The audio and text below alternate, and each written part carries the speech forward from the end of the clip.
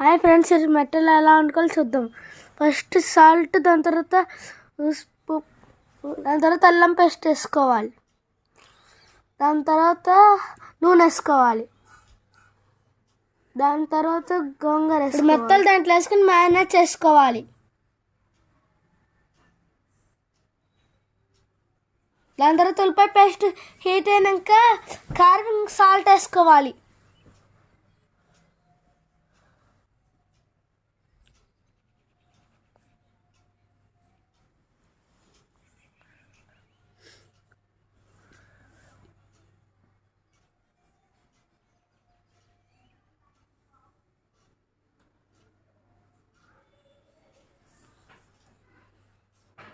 దాని తర్వాత మెత్తలు వేసుకోవాలి.